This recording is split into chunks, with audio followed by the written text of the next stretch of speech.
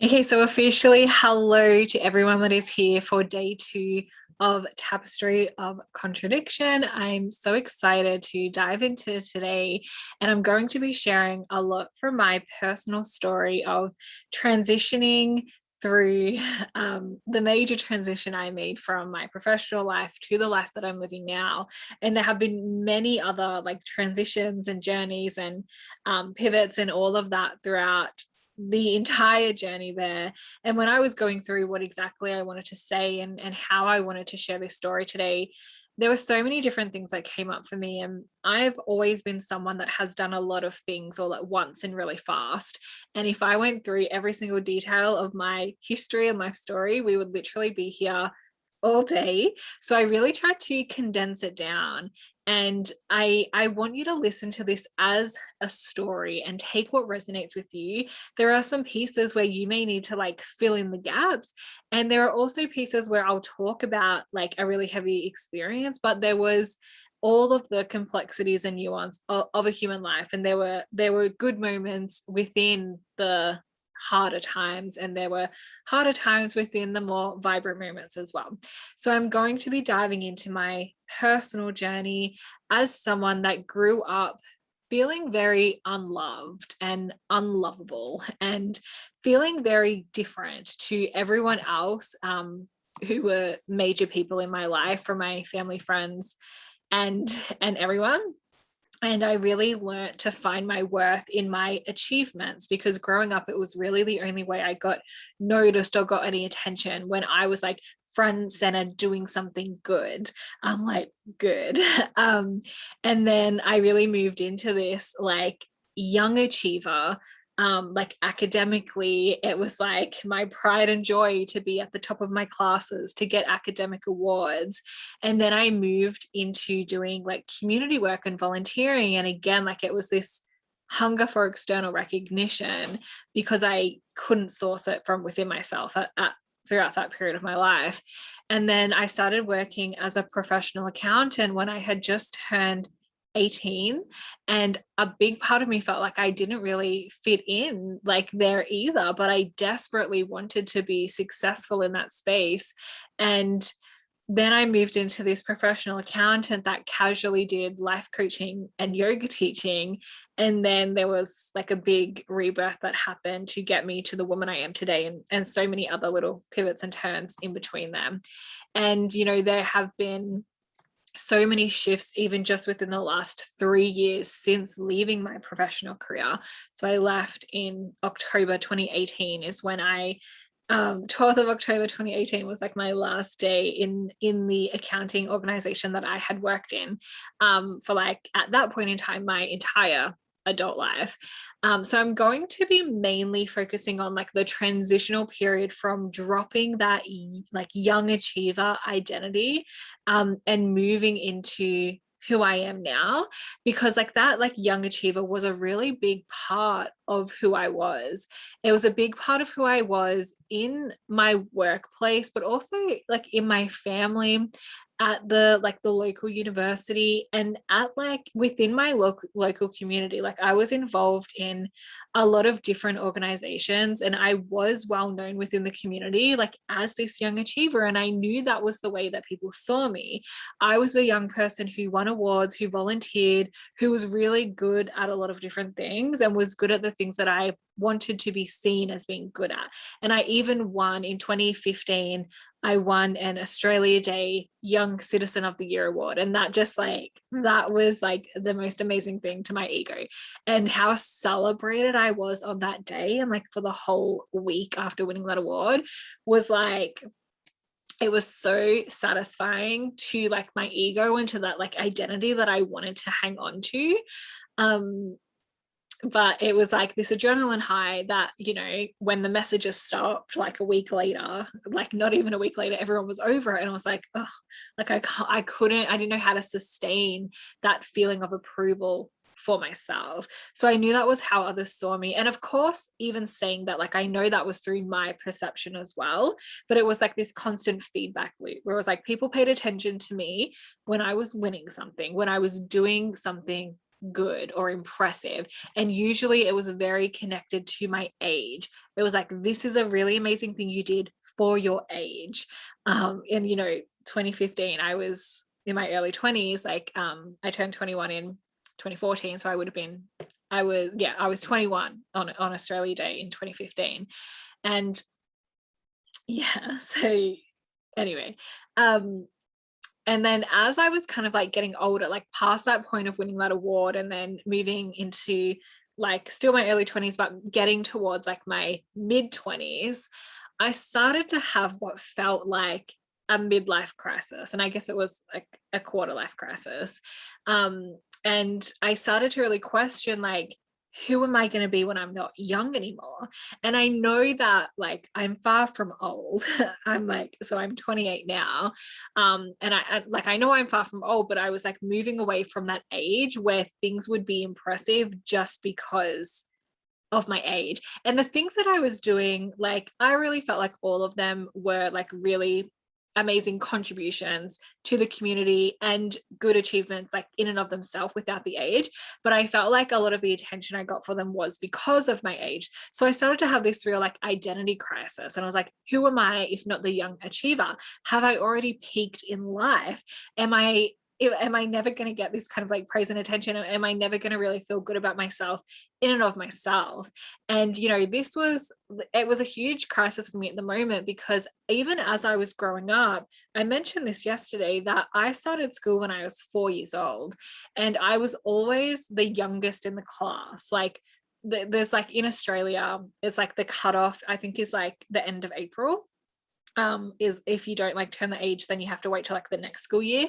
And my birthday is like the 23rd of April. So I was pretty much always the youngest in my class. And sometimes there were people a year below me in school that were like a year older than me. And that just like, that made me feel really good. It was like, oh my God, I'm so young, but I'm like doing all these amazing things like with these like old people. Like I had such a weird view of age when I was younger.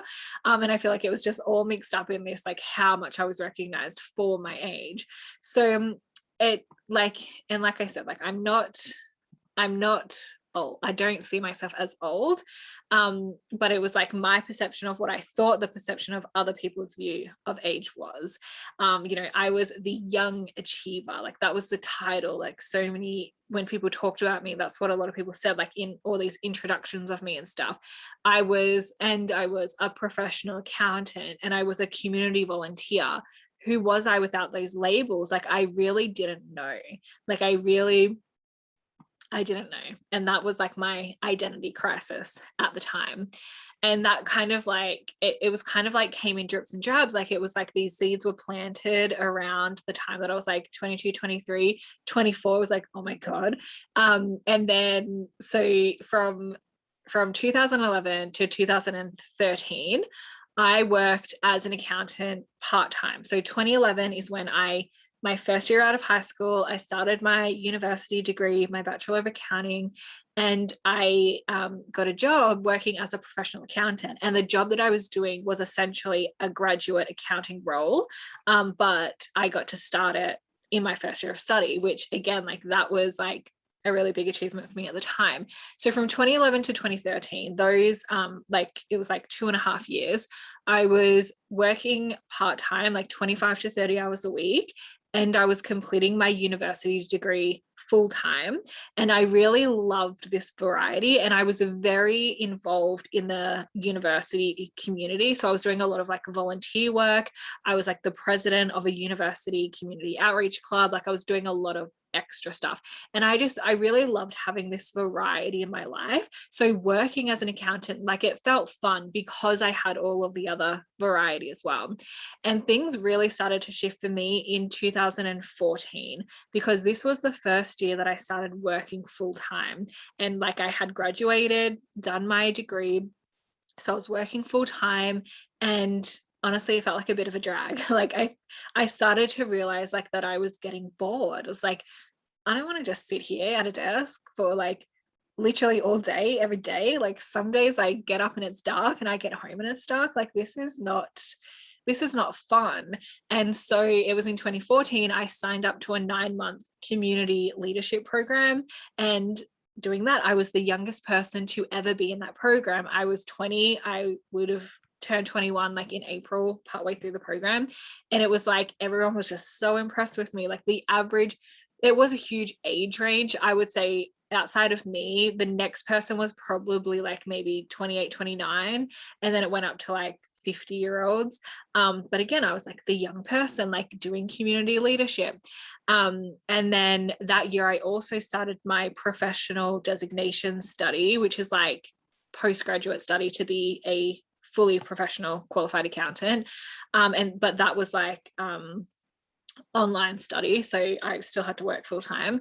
And I joined a bunch of volunteer organizations as well. And it was like I needed all of these external things to stay stimulated outside of work, because the work that I was doing, even though I had this vision for it, and like I wanted, the reason I got into accounting was because like I really loved business, and I've always just loved the stories that numbers can tell. And when you're studying accounting, there are some practical elements, but you're usually looking at the big picture, and I really love that, and I loved getting to explore things through that lens. But then when you start in your you're like your entry level graduate role, it's like you're starting from the ground up, and it's like getting so bogged down in the detail that I didn't really feel like I had scope or space to express my creativity and my ideas in the day-to-day work that I was doing. So yeah, working full-time just felt like such a drag. And the thing is that I've always been a very efficient person. So working full-time almost felt like a punishment for me, because I saw myself like it was kind of like from 8, so started work at 8 a.m. to 12 p.m. So that 4-hour block, I would just get like so much work done, and then have lunch. And then the after lunch, like afternoon period, just always dragged out so long, because my mind doesn't think it's in its most efficient way in the afternoon when I have been working all morning. That's definitely how I was functioning back then. So I felt like, and then I saw some of my colleagues, like the amount of work they got done for the whole day, I could see myself getting it done in 3 or 4 hours. So I always felt like working full time and then like getting paid the same, like it just felt like a punishment that I had to stay there all day. So the resentment started to build as soon as I started working full time in 2014. I just felt like I was trapped in that building, like I couldn't leave the building. And like the office at the time, like there was no like natural sunlight, it was in like open, what's it called, like open plan workspace. Like there was no like privacy, sunlight. Every time I like looked at my phone, it was like the judgment. Like it was just like I don't like feeling like trapped in places. And then so that was 2014. And then at the beginning of 2015, so January 2015 is when my life really pivoted. And like before, I said 2015 was the year that I won that Young Australian award. And that award was like a couple of weeks after this happened. So 2015, January 11th, my pop passed away. And it was a really heavy period, like and before my pop passed away, like I had some like third cousins and like my great grandmother and like my aunties and uncles grandparents, like they were kind of like the only big deaths in my family, like people that were like very old, and that kind of we all knew that it was coming. But like my pop lived with us as we grew up, so we were very close. And we were told, it was like, we had Christmas with him the year before, he was all good. New Year's Day we went and saw him and he was all good. And then it was like within a couple of days, we were told that he probably only had like 3 to 5 months left to live, because like they found cancer and it was accelerating really quickly. So they told us at the start of January he had 3 to 5 months. Literally a week later we were at his funeral. So things like accelerated really quickly. And that kind of like like it brought up a lot of things for me, like as it naturally would. And then my pop was born in New Zealand, and what happened was a lot of his family, so like my pop's brothers and some of his brothers' kids from New Zealand, came to Australia for the funeral and spent a bit of time with us. And it was during that time where I got this idea that I was like, I'm going to go and work in New Zealand. And it was like purely because I was thinking it would be so cool to just like connect with more of my pop's like heritage and like see where he grew up. Like, even though he hadn't lived there in, I don't know, like 50 years, I was like, and it'd be cool to like live close to like his siblings and his like grandkids, no, not his grandkids, his niece and nephews that I've like haven't really got to know my whole life. So that idea was kind of planted, and where I worked had offices all over New Zealand and like all over Australia and New Zealand. So I kind of just brought it up at work. I was like, I would really love to do like a secondment, like a few months work in New Zealand. Like, can we make this happen? And initially, it was really crazy because like a few days after that, because I took some time off like for the funeral and stuff, but a few days after that, one of the partners, so the partners are like the equity owners of the firm, he was like, actually, like we just got an email and this opportunity came up for a 5-month secondment to go and work in the Wellington, New Zealand office. And I was like, oh my God, perfect. So like I applied for it. That was honestly like a whole process and a whole story in and of itself. Like they were kind of back and forth, like it was going to happen, it wasn't going to happen. But anyway, it ended up happening. So in 2015, it was in May, the start of May 2015, I went and moved to New Zealand for 5 months to work there.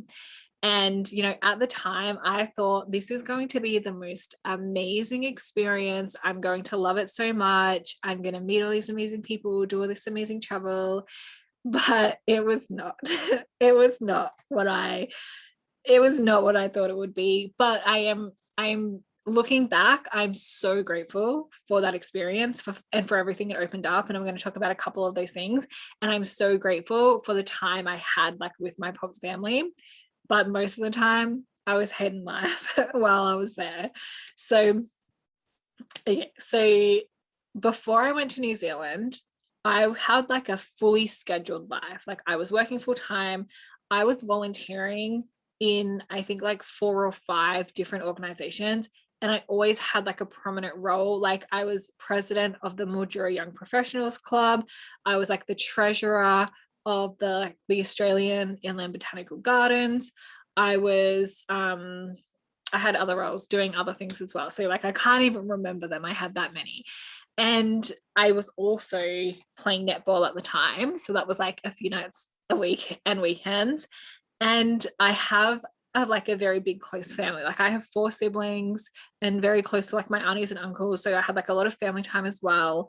And I was still studying my professional designation as well. So I had a lot of things on, and like fully scheduled life. And then I get to New Zealand and I had work. So I had work to go to, but it was like suddenly all this space opened up and I was like, I don't know what to do. Like, I don't know what to do when I'm alone. like what is this, like getting home from work and not having people to like go and see or talk to, or like it was just so weird for me, like how all this space opened up. And what I ended up filling that space with was reading. I like before that point, because I had spent so long studying before that point, I kind of stopped reading outside of like my textbooks, but I was like, I'm going to start reading again. So I bought all these books. And at the time at work, there was one of my biggest focuses, like, and at this point in time, I was still really like committed to my work as an accountant and committed to being successful in that way. And one of while I was working, they formed this like focus group to help everyone in the workplace become more productive. And I was chosen for that group. And I actually loved being in that group. Actually became like one of my biggest highlights during that period of time. And I was recognized for like my ideas, and that So like that's why I was added to that group with like people from all over the organization. And the organization I worked for, is just worth mentioning, had like over 100 people. So it was like a really big place. And I was like there was like 5 people selected for it. And so in that, like, so working with the team on how to be more productive and minimize distractions, like in the workplace, I kind of stumbled upon mindfulness as a concept. And I was like, I'm going to explore mindfulness as a way to be a better accountant and to be more productive at work. And so while I was in New Zealand is when I got to really explore all these like different mindfulness things. I really discovered meditation, and I even did like a course, like a certificate on meditation. And so I studied that, and then that kind of led me into spirituality, and I read all of these spiritual books, and that kind of led me into self-love. And I read like not all of, because there's so many, but a lot of Louise Hay's books, like You Can Heal Your Life, like all her classics. I read all of them. I was like catching the train and bus like to and from work every day, so I was pretty much reading from like for like 40 minutes there, 40 minutes home. And then I had so much more free time. So I was pretty much reading at least 1 book a week. And I was just immersing in so much information about like all these different things. And I became really exposed. Like I kind of had like the seed of my spiritual awakening being planted through being exposed to all of these things. So like that was kind of like the step into that. And then I went to where I was working. The office was on top of like a Westfield shopping center. So there was like the shopping center, and then upstairs was like all these office buildings in New Zealand. So, and I spent a lot of time in that shopping center, and they had like a K store, which is like, I love like really beautiful stationery. So I loved going in there. And at that store, they ran like these workshops that were linked to the journals that they sold. So there was like a goals workshop, a happiness workshop, like all the different themes for like their journals. So it was just kind of like a casual little workshop in the store where you got one of the journals and went through like how to use it.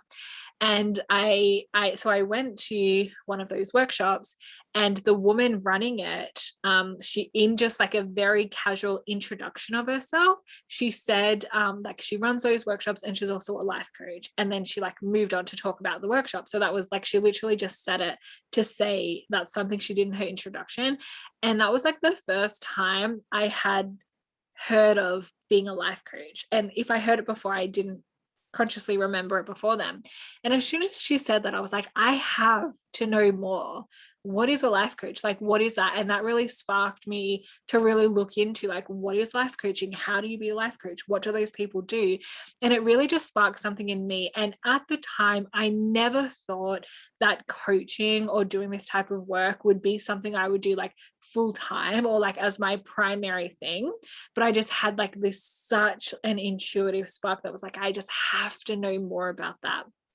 So then while I was living in New Zealand, like I was hating work life, but I was loving all of these different things that I got to explore outside of work. And when I got back into Australia in like end of September 2015, I immediately signed up for my life coach training. I did my life coach training with Beautiful You Coaching Academy, and it was like a 6-month course, or was it 9 months? It was either I think it was 6 months, a 6-month program. It was like $5,000.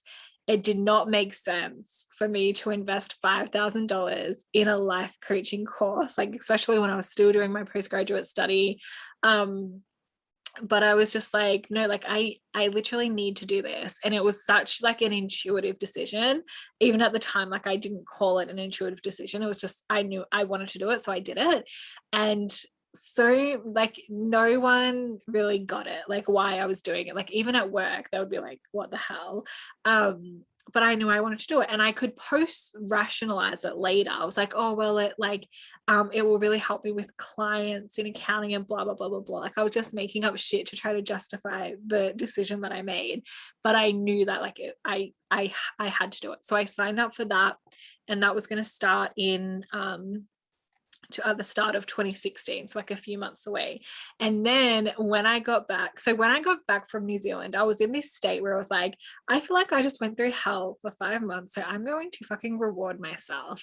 So that's when like I signed up to the life coaching course, and I booked in this trip to Japan on a pilgrimage trek. So it was part of this like fundraising group that I used to raise money for, and it was like you raised money for it was like for causes in like human sex trafficking in Australia and Cambodia, and part of it was you get to hike through the Kumano in Japan on this pilgrimage trail with the group of people that were also raising money. So I was like, I'm going to book into that. So that was like, I don't know, I think that was like maybe like 2,000 to sign up, and then another couple of thousand for like all the flights and stuff like that.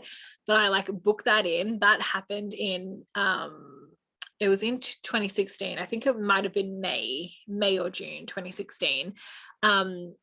But I like booked that in when I got back, and I bought a brand new car, like fully financed it. I splurged on like $1,000 Vitamix blender that I always wanted. I bought like a brand new phone. I did all these other things, and I did all of that while also coming home with like $20,000 in credit card debt because of my like sad shopping sprees. Like I said, I wasn't really having a good time at work, and my work office being right above a Westfield shopping center meant I went shopping most days after work, and I had to leave so much stuff behind in New Zealand. Like I didn't realize how much stuff I had accumulated until I was packing to come home, and it would have just cost way too much to get all that stuff posted back. So I just ended up leaving so much of it there, but it was $20,000 in like credit card debt, and plus I got like another credit card to do all these extra things that I just mentioned. And that was a major contributor to my, like I call it my personal financial crisis that happened mid 2017. And that personal financial crisis was like a massive wake up call that resulted in another huge pivot in my life. And that's kind of a story that I will tell another time, because it's a very interesting story how all these things happen to create this massive crisis and collapse in my financial life. But then that also, so when I went on the hike in Japan is when I decided that I would do my yoga teacher training. So the hike was in 2016. So like the seed was planted, I'm going to do my yoga teacher training. And then I officially started my YTT in January 2017. So like a few months, probably like half a year after that. So all these things were like rippling. And then, so by 2017, I was doing like casual coaching. It was a very casual on the side kind of thing. Like it wasn't a focus, but it was something that like I really enjoyed doing it. And part of when I did my training, like certificate in 2016, part of it was to have like pro bono clients to kind of like practice on and get experience with. And when I did that, like I discovered like I really just loved coaching, and it was like all of my friends, like the people I was working with was my friends, and they just got so much out of like the coaching. And like I've always been someone that's been like a natural teacher and someone that wants to share and someone that has a lot of depth to share, but like going through the process that we were taught in that coaching program with the people that I was working with pro bono just really made me realize I want to like keep working with people in this way. So when I finished my program, I had like my first 2 paying clients. I was charging, I think like $180 a month I was charging $120 a month. It was like $60 a session. So 120 a month for like weekly, no, it was fortnightly calls at the time. Anyway, it was like, it's crazy when I think back to that. And then, so I had those first 2 clients and then a couple of clients like for the next few years, but it was never a focus. So I never really cared. And then I did like my yoga teacher training. And when I started my yoga teacher training, I thought that it was like a big part of it was I just want to learn more about yoga. I want to have like a really beautiful yoga practice. But then I did some classes to practice, and I just like really loved like holding space in those classes. So I did more and more and more. And then, so it was really by like 2017, like mid 2017. And this is like when my financial crisis happened, but it was also an even deeper identity crisis because I really started to consciously be aware of the internal fight that was happening between what I saw as like my split personalities. Like one side of me was a very professional, calm, grounded, put together accountant, achiever. And then the other part of me was like this like hippie, life coach, yoga teacher, spiritual woman, that was like really, and then like the personal development junkie was kind of like in both of these pieces as well. And I felt like it was really at this point that I became really consciously aware that I felt like I could not be my full self in either of these environments, and in any environment, like not even with my family and friends. Like I felt like I couldn't be my full self anywhere. And when I was outside of work, it was like I was still expected to be professional and like uphold the image of the organization that I worked for, because like everyone in the community, like everyone's an exaggeration, but like everyone I knew that I worked for this place, and like even people I didn't know. And so like my social media was filtered, the way I promoted my business, like my coaching and yoga teaching, was very filtered, and that's why it was very like just a hobby at that point in time. And when I was at work, I was also filtered because I was working with a lot of clients as an accountant, like with tax and business advisory. And there was so many times where I would say something and I would regret it, and I would replay conversations or rehearse conversations in my head over and over and over again. Like I have some obsessive tendencies like that, where I like either rehearse or replay conversations, and it like was burning me out, literally driving me crazy. And then there were some clients I was working with where I just felt this immense pressure to be professional, but I really wanted to go deeper. And I could really sense that they didn't need me to give them a tax strategy. They needed someone to help them with the stress that they were feeling, and like stress, helping people re-regulate their nervous system and heal from stress was a big part of my work, kind of like in the early days of my business. It still is definitely like something that I work on if needed. It's just not like a primary focus anymore. But it was like they wanted to talk about tax, and I wanted to talk to them about their stress, their mindset, and look at them as a whole person. And you know, I probably could have brought in bits of it, but I just felt this like pressure and this conflict and all of these internal contradictions where it's like I can't say exactly what I want to. So it's like I have to bite my tongue and be so mindful of what I'm saying. And this constantly filtering and hiding parts of myself in every single place that I was so exhausting. And it was such a huge contributor to my inevitable burnout. And it was because I felt like I needed fuel. I needed fuel for both of these parts of me. Like both of these parts were what parts that I wanted to hold on to, but I really saw them as separate. So I had to do all of these extra things like outside of work and outside of everything else to satisfy these both parts. And that just contributed to more exhaustion and burnout. And you know, people actually even said to me, like when I think back at the time, there were some people that said to me, it's like, oh, you're going to burn out, you can't do that much, you're taking on too much. And at the time, like I would think, shut the fuck up. Like, you don't know what I'm capable of doing. And I really fought I really fought for my beliefs. I was like, no, like I can't fucking do it all. I can do whatever I want. And of course I could do whatever I wanted, but I was really deluding myself in a lot of ways that I could sustain the way that I was living long term. So it was like in 2017 when I had like this major split personality, like crisis, split energy crisis, that I made the decision that I was like, I'm going to go all in to my professional career. And it was kind of like an ultimatum, like a test. It was like, I'm going to go all in. And if I get the results that I want, then I will stay and I will give up this other part of me. But if it doesn't end up the way I want in this time period that I think I set like a 6-month period, then I'm going to get the fuck out of them. And of course, I was kidding myself because I already knew that I needed to leave. Like deep down, I already really knew. I knew that already. but I just didn't want to admit it to myself at the time. Like, I didn't want to let go my identity, but also there were so many other like benefits that I got from working there.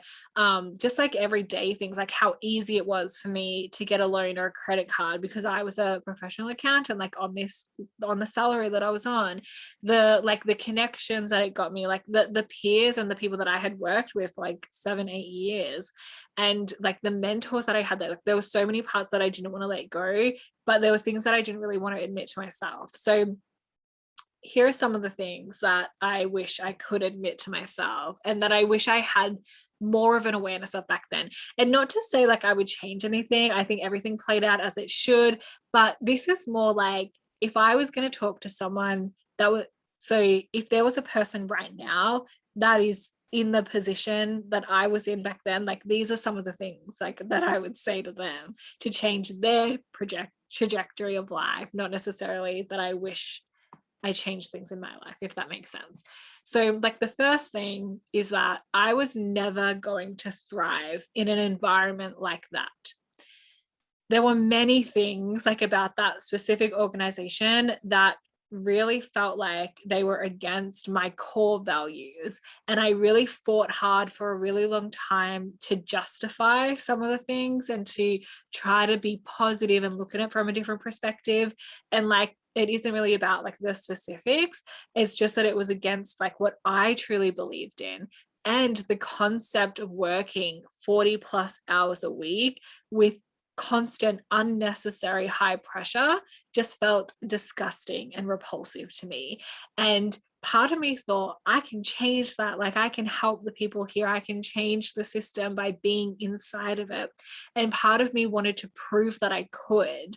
So it took me a really long time to fully embrace that I am capable of working like that, but I have nothing to prove and I don't have to. So it took me a while to really ground into that truth that yes, I'm capable, but that doesn't mean I have to do it because I have nothing to prove. And I can make the choice to do things that actually feel good for me to do instead of going in every day feeling like it's a fight for my life. The second thing is that like a big thing at the time was that I felt like I had so much more to give. I've always felt like I have so much to give. And I feel like I've always been like an ideas person and a generous person that just wants to help other people and that can see needs of other people. But my creativity and this desire to give did not have a place to land in the role that I was in at the time.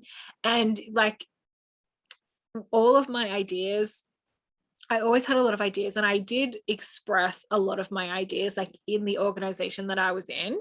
And sometimes it was really recognized, but sometimes it was also really dismissed as well. Like, some of my ideas were fully taken on board and like executed.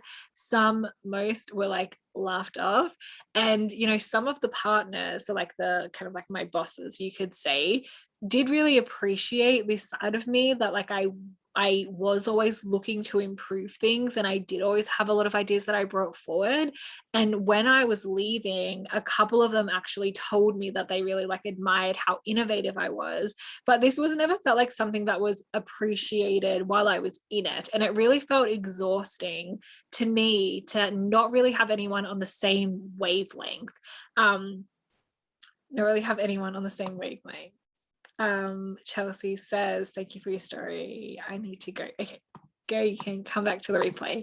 What was I saying? Yeah, so it felt really exhausting to feel like no one was on that same wavelength as me while I was in the thick of it. And it was like it wasn't my role, it wasn't my place within the structure of the organization to make the changes or to be the leader of the changes that I was envisioning. And it was also that like not everyone could really connect to the vision I saw. So not everyone wanted to like live in the world that I was envisioning. And it took me a little while to fully accept that as well. And it was really one of the main reasons that I wanted to be successful there. And I wanted to work up to be at like the partner, like the leadership group level, so that I could be in the leadership team, so that I could make a difference there. But I really got to a point where I really realized that it just wasn't worth it for me. It wasn't worth the journey that it would take to get there, because I looked at the people that were in the roles that I would have to move through and pretty much was like, fuck that. Like, I do not want to live their lives. I do not want to have that role and everything that, like, it just really recognizing that made me feel like, yes, like I need to get the fuck out of here. So the third thing is, I'm just going to take a creature. The third thing is, and this is something that I really wish that I recognized back then, and I really wish that I had awareness of it, is the trauma bond that exists in a lot of work environments. And like, it was definitely present in the organization I worked for, and I feel it is present in most, if not all, like toxic work environments. And it, like, the thing is that one of my biggest fears when leaving was that I would lose the relationships that I had there. I had been seeing those people almost every day for almost 8 years at like the friendship and like the peer level, but also like the mentor level as well. And I knew that probably like the people that mentored me and that like I really saw as leaders there were only a few of them left by the time I was leaving. But I pretty much knew that I was pretty much never going to see them again, or like I might run into them on the street, but we were never really going to have a conversation again. Like, and I had to really come to terms and accept that. It was more with like the people that I saw as like my friends and at like kind of like my peer level, that like I was really scared that not seeing them every day was going to mean that we wouldn't be friends anymore, because so many people that had left, like we barely stayed in contact with them. And this is the thing about trauma bonds. And usually like we make trauma bonds with the people that we see as the only people that can understand what we have gone through, because we know that they have gone through it too. So when you work, like, here's how to know if you have a trauma bond with your colleagues. It's that like most conversations, if not all conversations you have, are complaining about work or the people that you work with within the organization, especially like your bosses or like direct reports.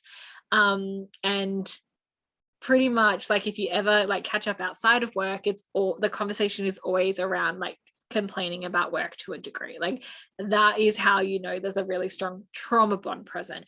And that trauma bond can make you feel very fearful to lose your relationship with those people, because there's no one else in the world that can understand what you have been through within that environment like they can. They are the only ones that get it.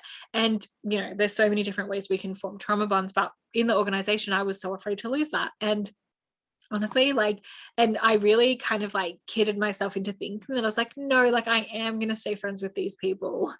But I didn't. Like, there were a couple of people that I stayed in touch with after I left, like for a little bit, that we would kind of catch up or have a little chat every now and again. But right now, I can't think of a single person that I worked with that I would still call a friend. Actually, like there's one. So one person I worked with, she was actually like my best friend through all of school and uni, and we're still very close, but I didn't see her as a work friend. Like, she was always my friend that just happened to work there as well. But outside of that, like no one that I made as a friend there, I couldn't call them still friends.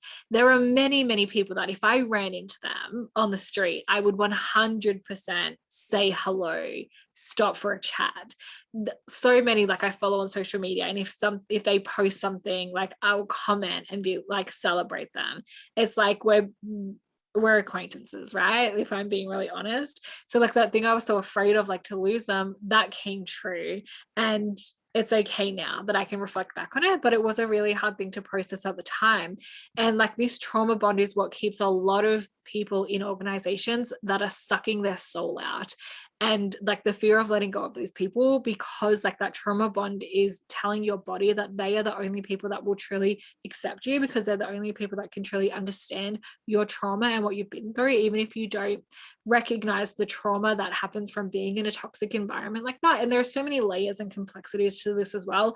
Of course, some people do stay friends, but yeah, like that trauma bond keeps a lot of people, and it kept me in that organization for a lot longer than it was really serving me to be there, because I felt so loyal to these people that like really didn't care about me as a person.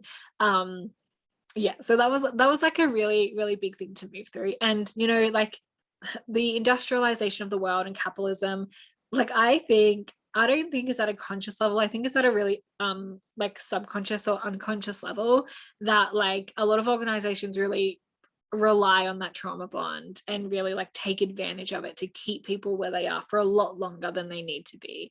So if you relate to that, know that it's okay, and you can be gentle through the process of healing that and letting it go.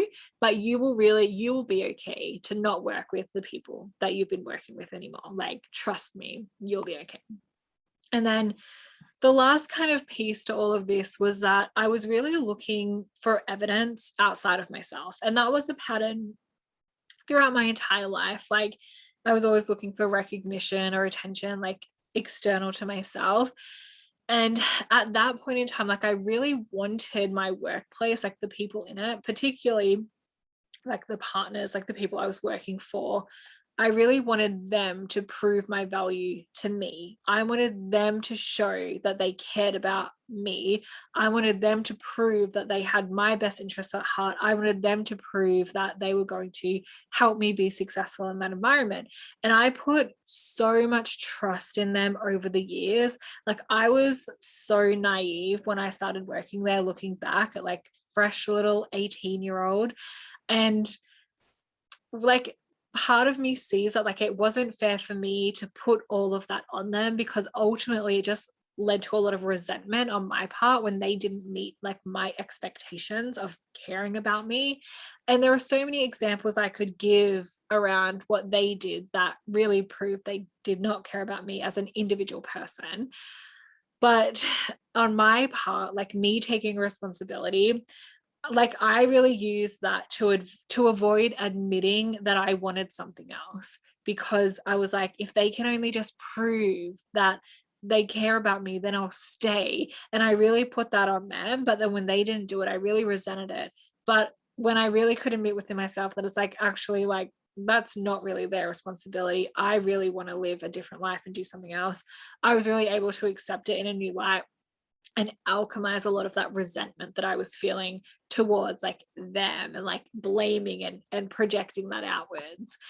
So throughout all of that, like I was like there was chaos. Like I was contradicting myself all over the place. I was someone that wanted desperately to be successful within the system, and at the same time wanted to burn the system to the fucking ground. I was someone who wanted the approval of others, but also at the same time had this attitude of I don't give a fuck what they think of me. I was also someone that like I wanted to be like this self-made success, but I also wanted someone to like take me under their wing, to be like their protege, and for someone like to just show me the way and tell me exactly what I needed to do to get to exactly where I wanted to go. I was so internally split in so many ways. And I really, really judged myself for all of this contradiction and put so much pressure on myself to just choose a side. I thought that I couldn't be all the things that I was, so I had to disown parts of myself. Like that's what I really thought. I thought being professional meant that I had to let go of those parts that like I didn't see as being professional. Even just my definition of what it meant to be professional at the time was really skewed by like the corporate workplaces and like that environment I was in.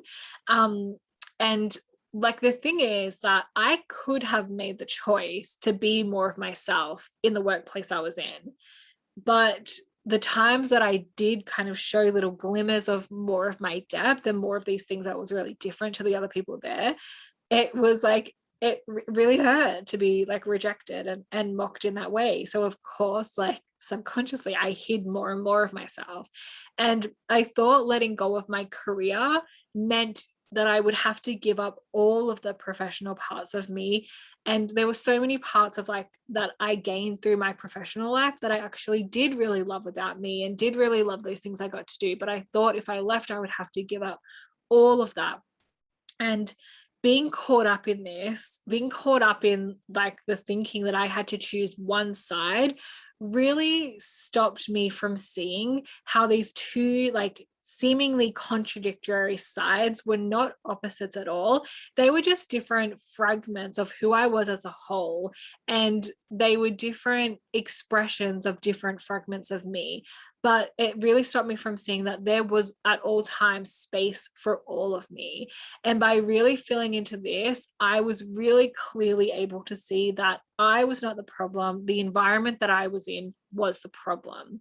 And that's not me like trying to negate my personal responsibility, but sometimes we can really recognize that the places we are in and the situations we have devoted ourselves to are actually depleting us and like sucking our life force or freezing our life force. And I really could see that for myself when I saw that there was nothing wrong. There was nothing wrong with me. Like all these parts of me were actually really valuable and had a place in the world.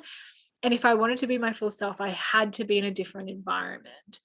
And me being myself was more important to me than the definition of success that I was really clinging to.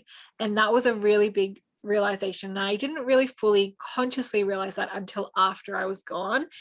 But I just knew, I had that deep knowing that I just needed to be myself in the world. And I had to put myself in an environment where I felt like I could be fully expressed. And this was really reflected back to me in a really beautiful way recently. Actually, it was only a couple of weeks ago. I was listening to one of like the Gene Keys contemplations for one of my Gene Keys, which is like my 48th gift of resourcefulness. And in the audio, Richard Rudd, the founder of the Gene Keys, he said that when the 48th gift is lost behind a computer screen, there is nothing sadder, and God weeps to see such things. And that he was talking about like people with the 48th gift, especially in like the sphere that I have it in, need to be really wary of repetition. So like all of that just felt so validating. It felt like it kind of summed up everything I said, that like I was always someone that was meant to be in an environment where I can give all that I have to give, where I can be as creative as I want to be, and where I can really use my like innate skills and energy to help people in the way that I desire to. And like I've learned so much about myself through using the Gene Keys and human design, even like as tools. Like they've really helped me consciously make sense of a lot of these things that I always really knew about myself, and could help me make sense of why like I could never really be successful in these ways that I was trying to force, at least not in a healthy way. And it was things that I always knew that I fought against for so long. So like hearing about myself through the Gene Key, through the lens of the Gene Keys and human design and some of those other type of things really felt like very validating for me. And I think like I love those tools to help us see things in a new light and to help trigger a deeper contemplation, to mine our own depth out of a situation. But we always have that deeper knowing, and we can use so many resources to pull that deeper knowing out from us, to explore that depth within ourselves. So I decided to leave. I made the decision that I was leaving about a year before I officially resigned, because I really knew that even though I had made the decision, it was like I had that like 6-month trial period, and I think it was before that even like officially ended, like with my mental deadline. But I was like, no, I'm fucking out of here. Like there's no way I'm committing the rest of my life to this, and I've got to go now. Like this, I've got to go now. But I knew that I needed space to mentally and emotionally prepare for that transition, to kind of let the identity of the young achiever and the professional accountant and all of that go. But at that point, I was very drained. Like I was very drained. And so it was kind of like that burnout and draining almost made me enter this energy. It was like, I really just don't give a fuck about being successful anymore. I just need to get out of here. And so during that year between making the decision and actually leaving, I think it was a little less than a year, but about a year, there were so many layers that I had to shed. And there was a lot of questioning and self-inquiry around, like, who am I going to be without this? What am I going to do without this?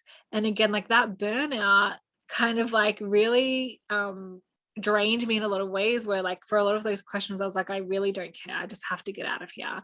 And then I had my whole like financial situation and financial crisis to deal with, and like I had maxed out credit cards, I had like a house mortgage that, like, there were a few problems with that, I had like my car loan, I had rent, I was like renting somewhere, and then I was renting like a studio space for yoga, but like making pretty much no money from those yoga classes at the time.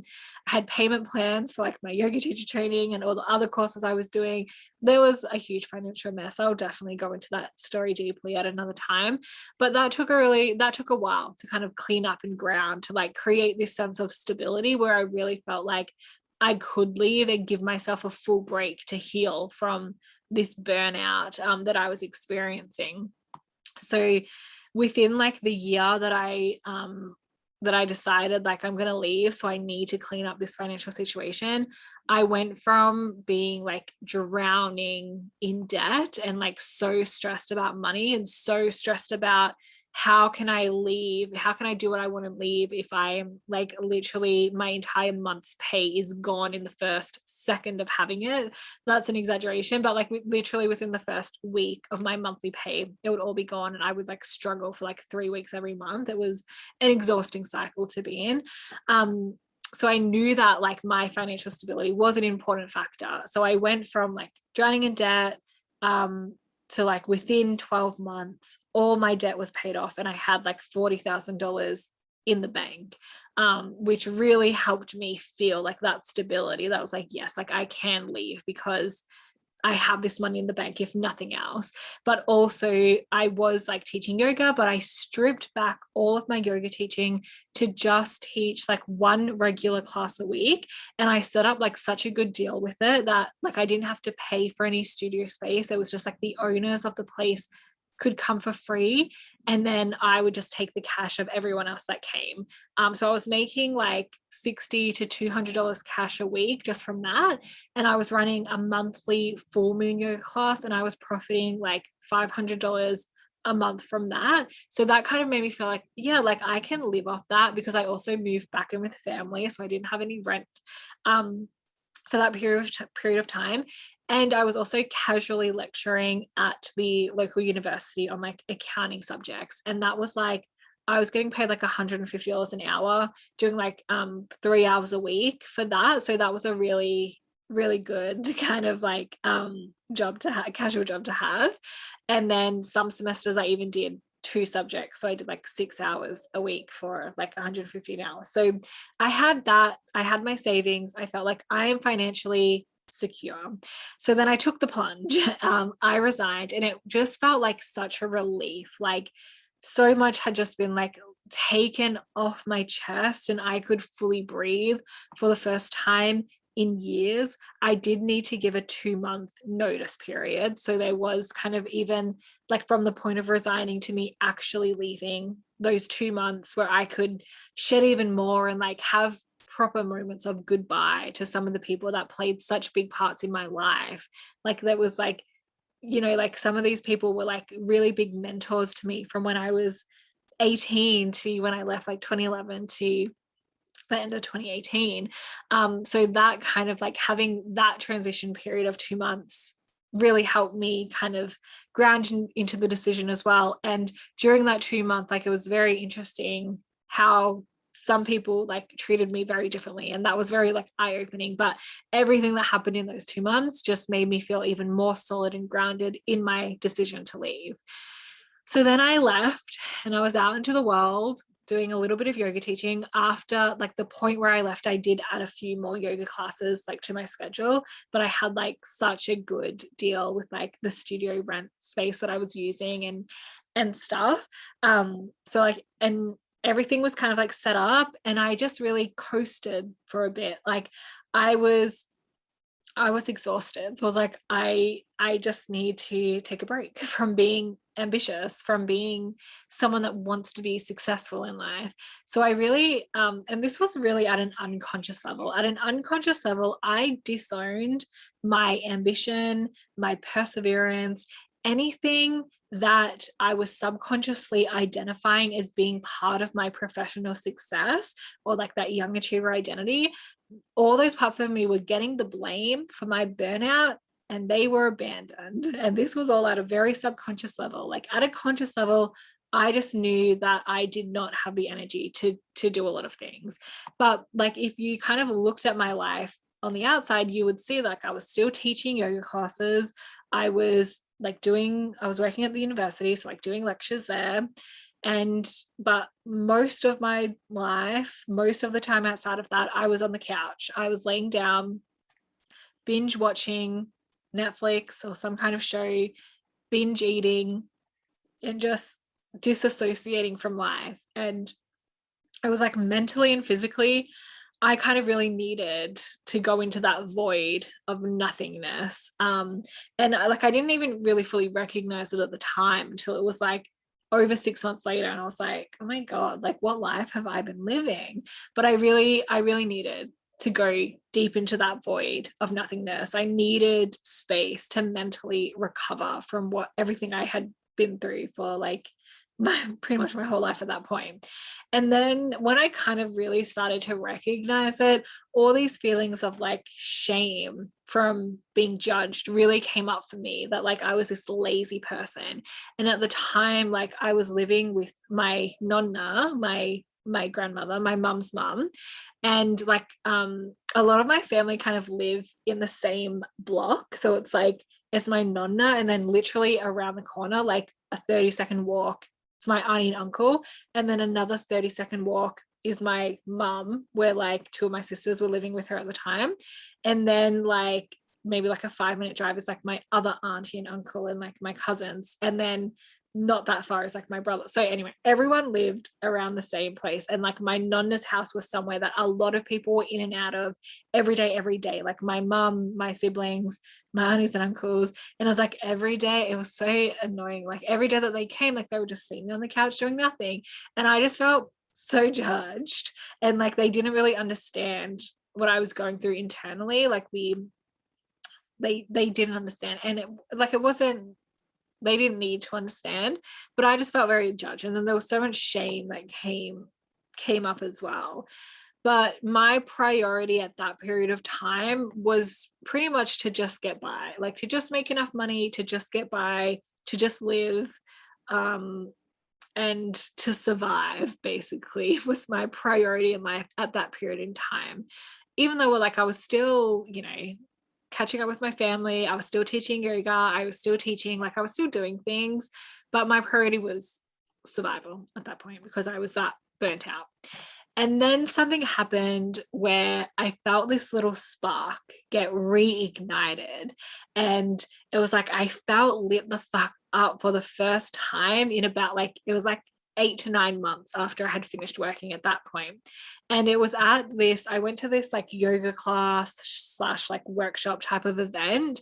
And it was just like this kind of like conversation around these topics. And like I can't even remember like the content of it, but I remember I was there and I just felt like this little spark light up in me. And I had like this remembering that I was meant to be someone on earth making a difference, and that it was time for me to get back into that space and to get back into what actually lit me up, which was creating things that helped people in some way.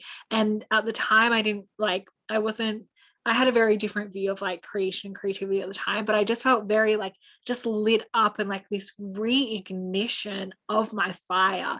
And even though it wasn't fully burning, it was reignited enough to make me like get off the couch and start doing things. And I started to reemerge into the world and like defrost this part of me that had been frozen for months, for like 8 or 9 months up to that point in time. I was checked out. I was frozen, and there was like that spark reignited, defrosted. Like I was ready to just get back out into the world.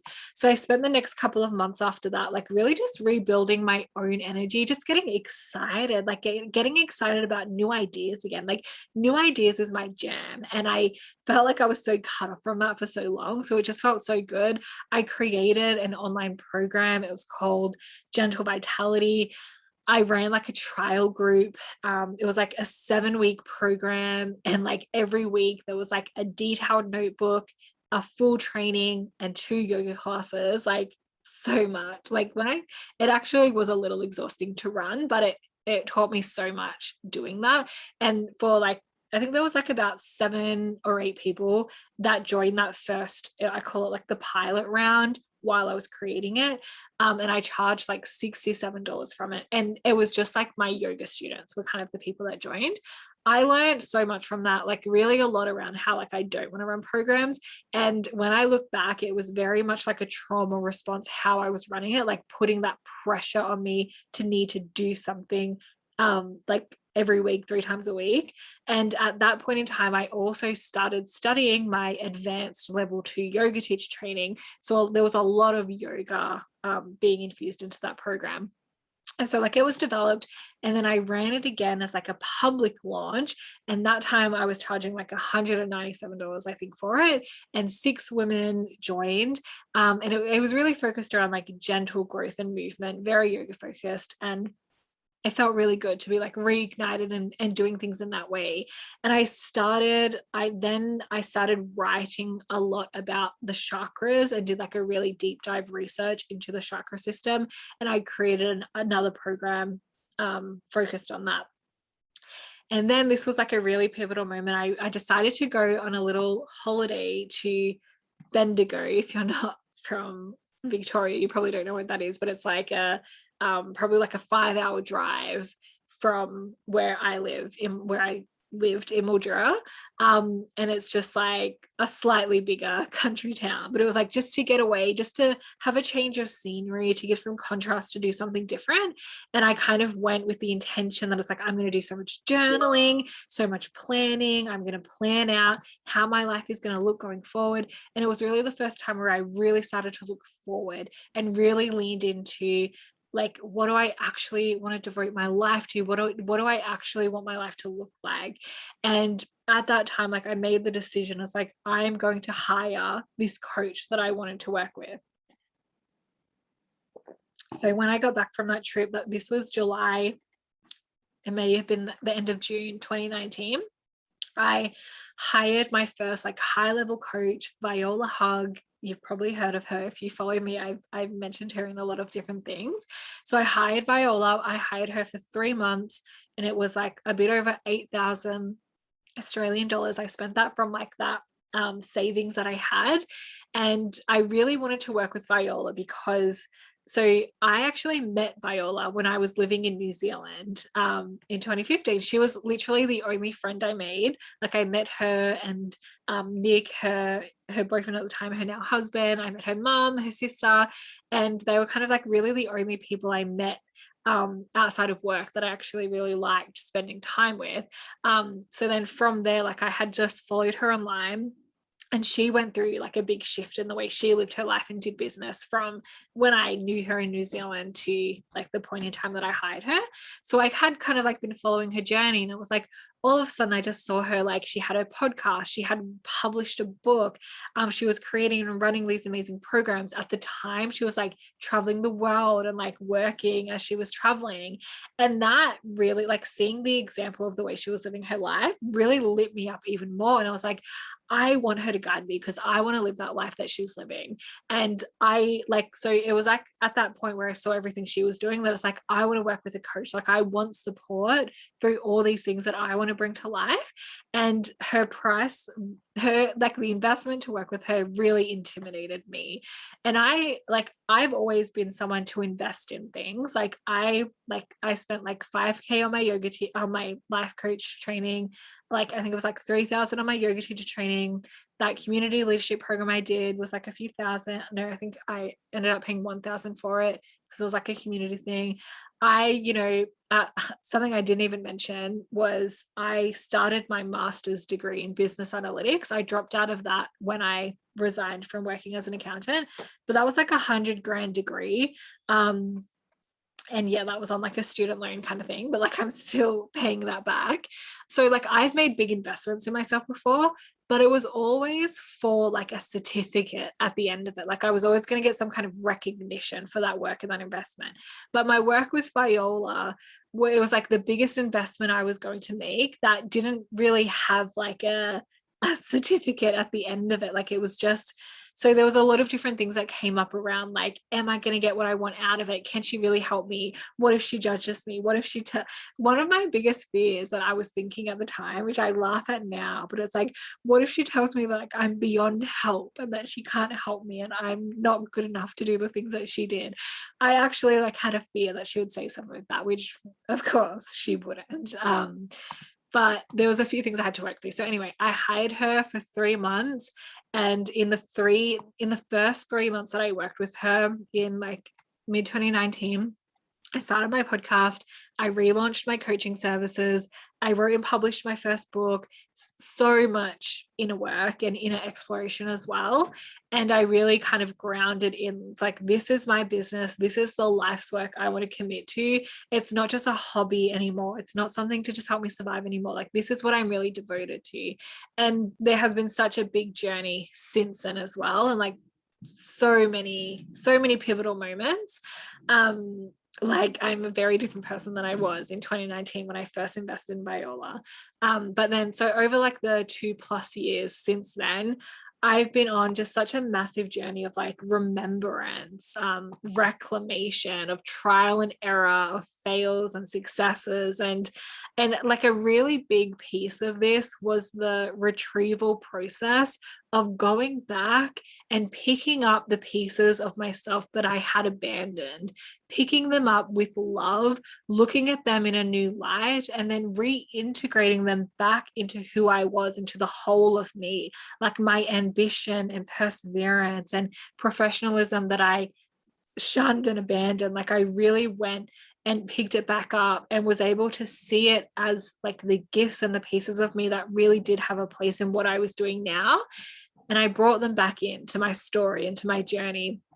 And this really gave me like this new grit to my creations and to the work that I was doing within the world, and an even deeper devotion, an even deeper level of devotion, because it was like all of me was now here for it. And I'm sure there are still pieces that I'm not consciously aware of right now that I've left behind. And it's this beautiful ongoing process, like this tapestry of my journey has been made up of so many rebirths, pivots, mergings, like full circle moments, also frustration, bliss, chaos and magic and mess and mystery and all of those things.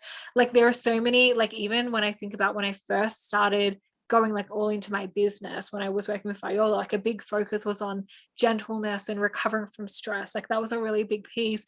And then I kind of moved away and went into all these different things like mindset and leadership and wealth and money. And then I moved away from that and went into these other things. And then I kind of like circled and went into embodiment and pleasure and creativity. And it's kind of like now I'm actually seeing this like full circle moment of bringing back the kind of gentleness that I started with, that I let go of for some time. So the tapestry has been all over the place. And there were definitely moments where I wanted things, I really desperately wanted things to happen sooner and quicker than they were happening.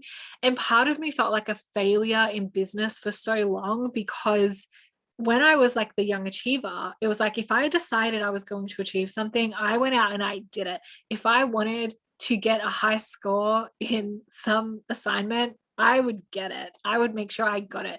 And it was kind of like when I came into business, it was such like this deep healing work that I was like, okay, just because I want something, it actually doesn't necessarily mean I'm going to have it.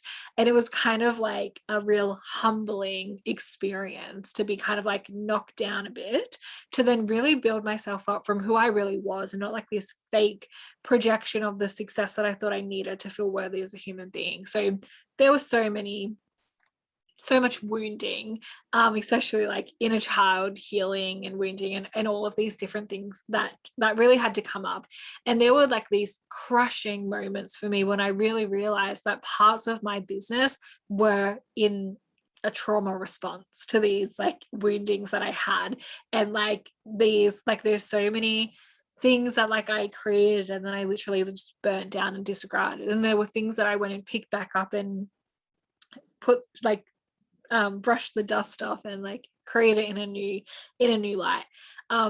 There's so much I could go into all the different things that I've done in my business and why I let certain things go, but there was like magic and madness and all the things. And my devotion to my life's work and my connection to my creative energy is really what gave me the stamina and the grit and also the gracefulness and the ease to move through all of it, being really devoted to my art and to my life. And I would say it's really like within the last year that even like within the last 6 months, it's really been like integrated at such a deeper level now. And it's my devotion that allowed me to keep going, to keep speaking, and to keep writing when I felt like no one was listening or watching or cared about what I had to say. It was my devotion that really kept me going in creating things when no one bought the things that I was creating or even showed any interest in being part of the offers that I was putting out there. And when I doubted in my ability to actually hold space for people and to guide them through transformations, it was my devotion that really allowed me to see the light within myself and to see that I was so capable and had so much to offer, and that it was like I will build it and they will come, and this is my long-term commitment. So what is 1 year of putting things in motion in the grand scheme of my life? Even though it can seem like it's so long at the time, it definitely did for me. If I'm devoted to my life as a whole, then of course I'm going to do the things that are going to put everything I want in motion now. And the old me would not have been able to hold space for the doubt, the frustration, and all of that. She would have just distracted herself or found another way to get a quick fix of approval from somewhere else. It is really my devotion and willingness to express my depth that keeps me living my life in a way that I want to and allows me to keep expressing my art in the creative ways that I want to and that I feel the impulse and desires to. And, you know, all of my life is a work of art, and as is yours, like the mess, the magic, the madness, the mundane, the mystery, like the longing and the lust and the love and the gratitude, like all of it is part of that rich tapestry that is your entire life. So I know we've gone like so over the hour. There's only a couple of little things I want to end with. And what I want to say is, I hope you take the pieces from my story that resonate. And I invite you to really reflect on your own story and find the gold within your transitional periods. Find the gold, like find and think about the parts of yourself that you've abandoned along the way and how you can reintegrate them into who you are now. And if you want to do some really like deep identity work, retrieving and healing the parts of you that you've let go of along the way, this is something that we're going to dive really deeply into in my new program, Depth and Devotion, in like a really beautiful space where you are going to have the space held for you in a really safe way and a guided way, and to have people reflecting things back to you as you're going through this work can be really powerful. So it's going to be like a very big piece of like the identity. The first 3 weeks of the program is focused around identity and the embodiment of who you are, and retrieving, like there's going to be a really beautiful practice around retrieving these parts of you, picking up the pieces that you've let go of and abandoned and shunned along the way. So I just want to talk about depth and devotion just for like a minute or two, and then I will let you go. Thank you so much to everyone that is still here listening. So Depth and Devotion is my new program. It is a 9-week journey, and it's really about the expression and the experience of your inner calling. It's about going in and radiating out from the embodiment of your radiance. And you can see all of the details and a list of all these different topics that we will dive deeply into on the sales page. You'll get a link in the emails. You've probably seen it a couple of times already. So the portal, the doors, and the experience for this opens on the 13th of December. So in a few weeks from now, and it goes for 9 weeks until the 13th of February. So you have until the end of tomorrow's call, so pretty much like 24 hours from now, to sign up with the pre-launch investment, which is what is on the website right now, 478 Australian dollars pay in full. And there's also a 3-month and a 6-month payment plan just to make it more accessible. Full price will be 888.